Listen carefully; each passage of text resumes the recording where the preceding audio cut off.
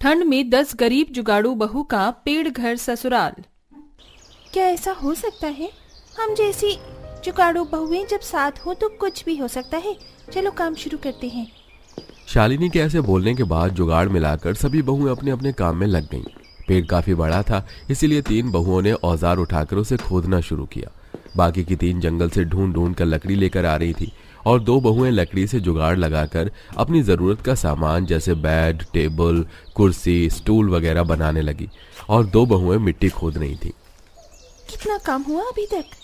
भाभी, अभी तो बस जरा सा ही पेड़ खुद पाया है, लेकिन जरा देखो मेरे हाथों में तो छाले आ गए। अब हम कैसे काम करेंगे? हिमांशी की बात सुनकर कामिनी ने अपनी साड़ी का थोड़ा सा पल्लू फाड़ा और उसके हाथ पर बांध दिया। अगर चोट है तो उसे जुगाड़ से सही करो, लेकिन हम हार नहीं मान सकते हैं। अगर आज हार गए तो पता नहीं किस किस की नजर हम पर होगी। हमें ये करना है। कामिनी की बात सुनकर फिर से बहुओं में हिम्मत आई और उन्होंने फिर से औजार उठाकर काम को शुरू किया। मिलकर और हिम्मत से काम करने से उनका काम और भी जल्दी हो गया। ये तो साफ था कि 10 बहुओं पर मुसीबत आई हुई थी, लेकिन ऐसी भी क्या आफत आ पड़ी थी जो उन्हें पेड़ में घर बनाना पड़ रहा था। चलिए कहानी में थोड़ा पीछे चलकर जानते हैं। सुनिए दीदी, खबर लगी है कि हम 10 बहुओं के पति ही अब वापस लौट कर आ रहे हैं। मैं तो सोच रही हूँ कि आज उनकी पसंद का पालक का हलवा बनाऊं। देखो, मैं खेत से फ्रेश पालक का इंतजाम भी कर लाई हूँ। क्या कहा? वो आज लौट रहे हैं? लेकिन मैंने तो सुना था कि अभी उन्हें आने में हफ्ता लग जाएगा। शायद काम जल्दी निपट गया हो। अगर ऐसा ही है कि वो आ रहे हैं तो मैं भी उनके पसंद का खाना बनाऊंगी। 10 बहुएं अपने पतियों के आने की खबर को सुनकर खुश हो गईं और कामों में लग गईं। कमला देवी की 10 बहुएं थीं। कमला देवी तो अपने आखिरी बेटे की भी शादी करवाकर स्वर्ग सिधार गई थी, लेकिन उनकी बहुओं के बीच बहुत लगाव था। वो 10 के 10 मिलजुल कर रहती थी और एक दूसरे का बहुत ख्याल रखती थी। उन 10 के पति दूसरे शहर में एक कंपनी की बुक का काम किया करते थे, जिसमें वो माल और खास लोगों को काम के सिलसिले में गाड़ी से एक जगह से दूसरी जगह पहुंचाया करते थे। आज 10 बहुओं के पति घर लौट रही थी, जिनके आने की खुशी में बहुएं उनकी पसंद का खाना बनाने में लगी हुई थी। अरे त्रिशा, जरा पड़ोस वाली शीना जी से फोन लेकर इनके पास फोन तो करना। अभी कितनी देर लगेगी?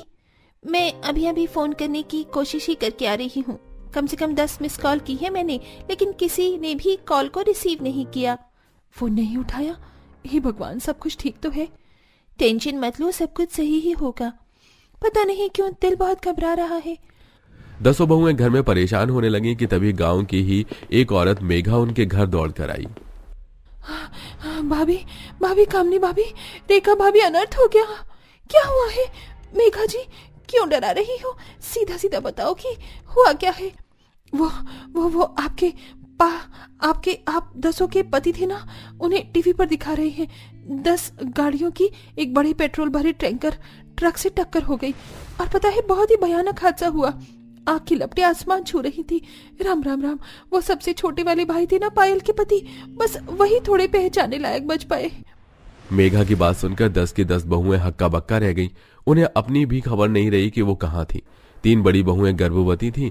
वो इस खबर को सुनकर ही गिरने वाली थी कि तभी गांव की औरतों ने उन्हें संभाला और जिस घर में अभी तक खुशियों के पकवान बन रहे थे, वहां मौत का मातम छा गया।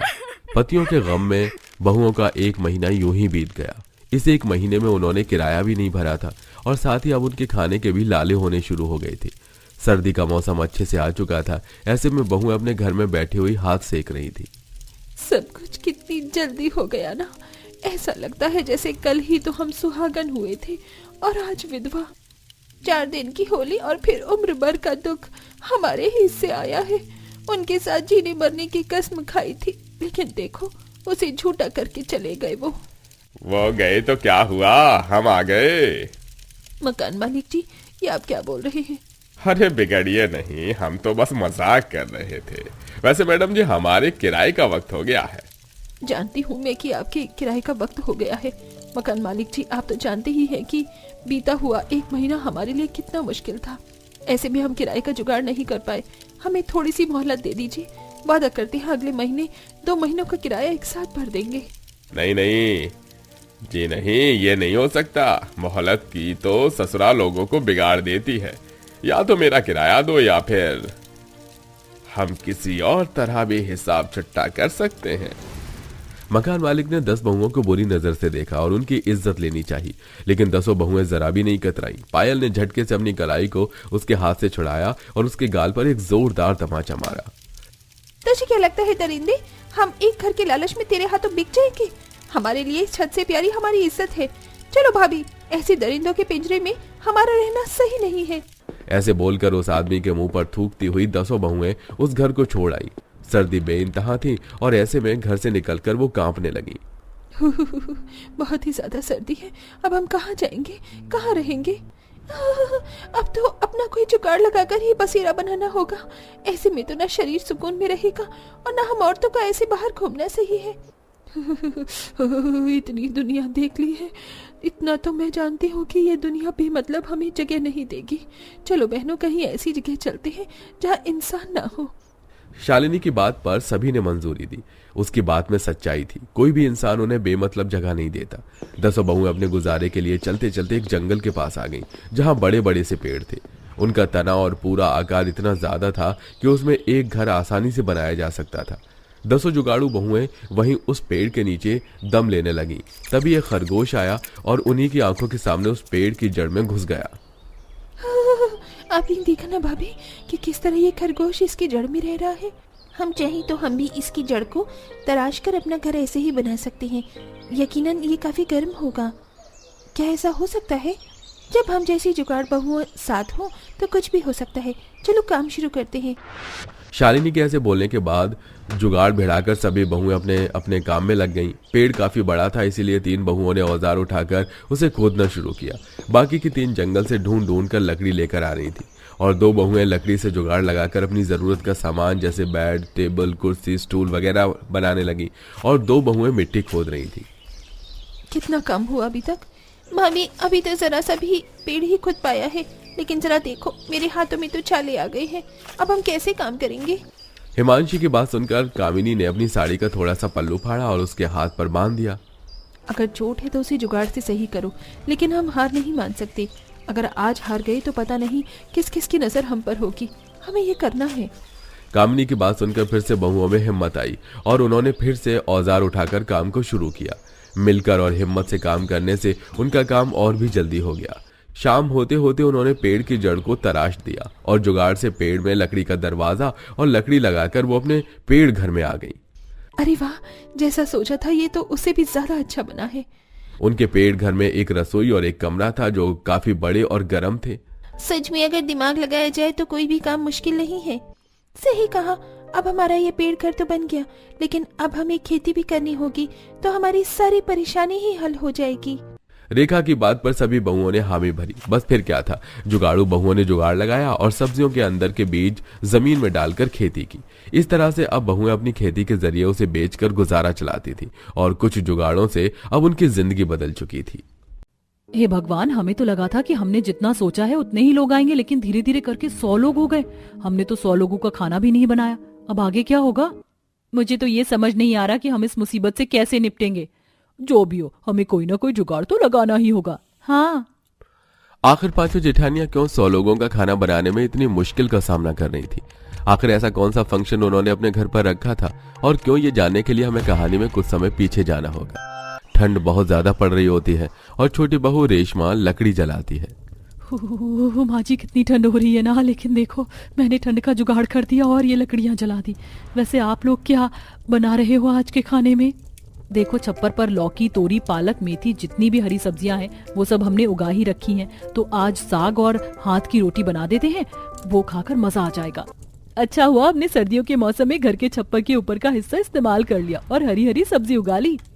हम 5 हैं ही इतनी अच्छी कि जुगाड़ से सब कुछ आसान कर लेती हैं। अब कम से कम हमें 100-150 रुपए की सब्जी बाजार से तो नहीं लेनी पड़ती। हाँ, क्योंकि तुम घर में ही जुगाड़ पंती कर लेती हो। मैं खुश हूँ, कुछ दिनों में मेरी छोटी बहू भी आ जाएगी। हाँ माँ, ये तो है, वो भी भाभीियों के साथ काम में हाथ बटाएगी। बदमाश कहीं का।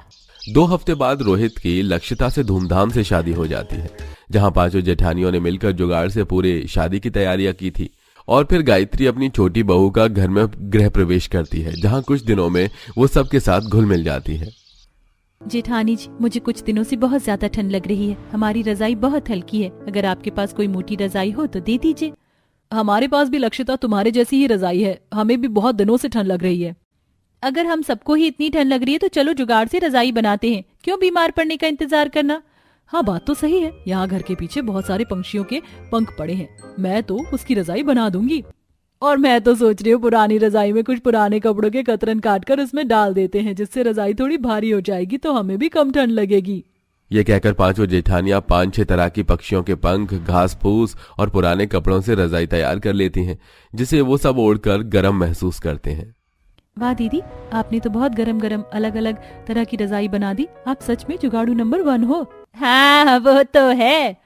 माँ भूख लगी है, मुझे मोमोज खिला दो ना। हाँ मम्मा, ताई जी, दादी, मुझे भी मोमोज खाने, हमारे दोस्त में बहुत चिढ़ाते हैं। अरे मोमोज बहुत टेस्टी होते हैं, लेकिन घर में सामान नहीं होगा। लक्षिता तुम चिंता मत करो, मैं इन बच्चों को मोमोज भी बनाकर खिला दूंगी जुगाड़ के साथ। प्रीति छप्पर पर उगी हरी सब्जियों को बारीक बारीक काट कर एक आटे के मोमोज में भर देती है और तीखी चटनी से बच्चों को खिला देती है, जिसे खाकर बच्चे बहुत खुश होते हैं। और लक्षिता फिर से अपनी 5 जुगाड़ू जिठानियों की तारीफ करती है। ऐसे ही समय गुजरता है और ठंड से बचने के लिए भी 5 जुगाड़ू बहुएं लकड़ी जलाकर और अलग अलग तरह से जुगाड़ करके घर वालों को स्वस्थ रखती हैं। साथ ही लक्षिता सबको घर में नन्हा मेहमान आने की खुशखबरी देती है, जिसे सुनकर गायत्री लक्षिता की नजर उतारती है और जेठानी उसका ख्याल भी रखती है। अरे वाह बहू, तूने तो मुझे खुश कर दिया। अब तो हम गोद भराई का फंक्शन भी करेंगे। हाँ माँ जी, लेकिन इसमें अभी बहुत समय है। चलो ये पालक का सूप पी लो लक्षिता, ये तुम और तुम्हारे बच्चे के लिए बहुत फायदेमंद है। ठीक है दीदी। ऐसे ही 5 जेठानियां अपनी गर्भवती देवरानी का बहुत अच्छे से ख्याल रखती हैं। ठंड में उसके पैर सूज जाते हैं तो सरसों के तेल से उसकी मालिश करती हैं और एड़ी फट जाने पर 5 जेठानियां मोमबत्ती को सरसों में पिघलाकर एड़ी पर लगाने का जुगाड़ बताती हैं, जिससे घर में सबकी फटी हुई एड़ियां बिल्कुल ठीक हो जाती हैं। लक्षिता का 7वां महीना चल रहा था और उसका गाजर का हलवा खाने का बहुत मन था। जेठानी जी, भैया तो गाजर लेकर नहीं आए, मुझे मीठा खाने का बहुत दिल कर रहा है, कुछ तो कीजिए ना। चिंता मत करो लक्षिता, मैं तुम्हारे लिए फटाफट से हलवा बनाकर लाती हूँ, फिर बताना वो हलवा तुम्हें कैसा लगा। रेशमा छप्पर पे बेल पे उगी 2 लौकी निकाल कर उन्हें घिसकर गाजर के हलवे की तरह चीनी न होने पर गुड़ डालकर हलवा तैयार कर लेती है, जिसे खाकर लक्षिता कहती है, वाह जेठानी जी, हलवा तो मुझे गाजर के हलवे से भी ज्यादा स्वादिष्ट लग रहा है। थैंक यू, पर आपने ये जुगाड़ कैसे किया? लौकी से किया, हमारी खुद की उगी हुई सब्जियां हमारे बहुत काम आ रही हैं। ये तो है रेशमा बहू। अच्छा बहू, अब गोद भराई करने का समय आ गया है, तुम 5 जुगाड़ करके तैयारी कर लेना। माँ जी आप चिंता मत कीजिए, सब कुछ हो जाएगा। जिन लोगों को नहीं बुलाया था उनको भी बुला लेंगे। और कुछ दिनों में 5 बहू कुछ सूखे पत्तों को इकट्ठा करके उनके दोना पत्तल बना लेती हैं। देखो सब्जी तो हमारे घर में है, लेकिन ये पूरी नहीं पड़ेगी, इसीलिए मैं बाजार जा रही हूँ। जो सब्जी वाले खराब सब्जी काट कर फेंक देते हैं ना, और आधा टमाटर प्याज भी फेंक देते हैं, वो सब काफी ठीक निकलते हैं। मैं उन्हें ही बटोरने जा रही हूँ। ठीक है दीदी, मैं तुम्हारे साथ चलती हूँ। तरी की सब्जी बनाकर मेहमानों को पूरी पड़ जाएगी। और एक चावल के कट्टे की बात कर लेंगे हम। हमारी पड़ोसन है ना रमा, उनका तो फ्री का राशन आता है, कम पैसों में उनसे ले लेंगे। हाँ हाँ मेरी जुगाड़ू बहू, ऐसा ही करना। फिर शिवानी और प्रीति बाजार में जाकर खराब सब्जी को उठाकर घर ले आती हैं और उनमें से सही सब्जी छांटकर खराब वाले को अपने आंगन में उगा देती हैं। अगले दिन लक्षिता की गोद भराई की तैयारी की जाती है। 5 जुगाड़ू बहू माला फूल पत्ती लेकर खिड़की और दरवाजे पर तोरण और लड़ियों से सजा देती हैं। होली के रंगों से रंगोली बना देती हैं और कहीं मटर के छिलकों से तरी वाली सब्जी बनाकर चावल का जुगाड़ करके खाना तैयार कर देती हैं। लेकिन कुछ ही देर में 60-70 से ज्यादा 100 लोग आने लगते हैं। ये देख 5 बहुत घबरा जाती हैं। हे भगवान, ये क्या हो गया? हमने तो इतना बजट बनाया ही नहीं था, और इतना बजट बनाने के लिए भी जुगाड़ किया था। अब 100 लोगों को कैसे खिलाएंगे पिलाएंगे और कहाँ से लाएंगे? बहू अच्छा हुआ, वैसे ही शादी में कम लोग आए थे और गोद भराई में ज्यादा हो गए। हम अपनी नाक नहीं कटवा सकते, अब तुम 5 को ही कुछ ना कुछ करना पड़ेगा। माँ जी आप चिंता मत कीजिए, हम और खाने की व्यवस्था करते हैं। घास की तंदूरी रोटी बना लेते हैं, जिससे सब लोगों को कम चावल नहीं देने की जरूरत पड़ेगी। थोड़ी थोड़ी घास की तंदूरी रोटी भी रख देंगे और एक चटनी तैयार कर लेते हैं जो तीखी होगी, तो लोग मीठा मांगेंगे और मीठे में हम गर्मा गर्म चाय दे देंगे। वैसे भी सर्दी का मौसम है। अरे वाह, तुम्हारा तो बहुत तेज दिमाग निकला मेघा। अजी जुगाड़ू हूँ ना। भाभी, फंक्शन मेरी पत्नी की गोद भराई का है, तो आप मुझे भी काम दे दीजिए ताकि आप लोगों को हेल्प मिल जाए। देखो हमने गाय वाली चाची से थोड़े से दूध की बात की थी, तुम बोल दो कि इसका डबल दूध दे दें, हम इनके पैसे उन्हें बाद में दे देंगे, तो तुम दूध लाकर रख दो। ठीक है, फिर किसी तरह पांचों जुगाड़ू बहू घास इकट्ठी करके उन्हें अच्छे से धोकर थोड़ा सा आटा मिलाकर तंदूर पर तंदूरी रोटी बनाकर सेक लेती हैं, जहां सारे मेहमान बहू की गोद भराई में शगुन रखकर जाते हैं। नाच गाना भी किया जाता है और इसी के साथ 5 जुगाड़ू बहू 100 मेहमानों को बिठाकर खाना खिलवाते हैं, जिससे खाना बर्बाद भी नहीं होता और सब लोगों को खाना पसंद भी आ जाता है। वाह गायत्री जी, आपकी 5 बहुओं ने क्या बढ़िया दावत करवाई है, मजा आ गया। हाँ, इस बात में तो कोई शक नहीं है, लेकिन रात हो गई है, अब हमारे सोने की व्यवस्था कर दीजिए, क्योंकि ऐसे तो घर जा नहीं पाएंगे, ठंड भी बहुत है। आप सब चिंता मत कीजिए, हम अभी सोने की व्यवस्था करते हैं। प्रीति, शिवानी, मेघा, रेशमा, तुम्हें पता है ना क्या करना है? चलो शुरू हो जाओ। दीदी मुझे भी बता दीजिए, मैं भी आपकी मदद कर देती हूँ। अरे नहीं, तुम गर्भवती हो, तुम्हारा फंक्शन है, तुम क्यों करोगी काम? तुम खाना खा लो, हम काम कर लेते हैं। फिर सबके पति जंगल से ढेर सारी लकड़ी काट कर ले आते हैं और कुछ का तंबू बना देते हैं और तिरपाल लगा देते हैं। बहुएं घास फूस का नरम बिस्तर सजा देती हैं, जिससे एक टेंट में 7-8 लोग सो जाते हैं और ऐसे 100 लोगों के खाने की सोने की व्यवस्था भी हो जाती है और उनकी सर्दी बचाने के लिए थोड़ी लकड़ी भी जला दी जाती है। अगले दिन वो सब खुश होकर बहू और बच्चे को आशीर्वाद देकर चले जाते हैं। वाह मेरी 5 जुगाड़ू बहू, तुमने अपनी देवरानी की गोद भराई में 100 लोगों को जुगाड़ करके संभाल लिया। ये समय तो बहुत आगे तक याद रहेगा। हाँ माँ जी, ये दिन तो मुझे भी याद रहेगा। सच में मैं बहुत खुश नसीब हूँ कि मेरी 5 जेठानी इतनी अच्छी हैं, जो हम सबका इतना ख्याल रखती हैं। सब लोग बहुत खुश होते हैं और अगले महीने लक्षिता के प्यारे से बेटे को जन्म देती है, जिसे सब गोद में खिलाते हैं। कहते हैं ना, अगर अपनों का साथ हो तो हम बड़ी से बड़ी कठिनाइयों को भी आसानी से पार कर सकते हैं। जैसा कि हमारी कहानी की इन 5 जुगाड़ू बहुओं ने 100 लोगों जैसी बड़ी समस्या को आसानी से सुलझाया। तो दोस्तों, कैसी लगी आपको हमारी ये कहानी? हमें कमेंट में जरूर बताइएगा।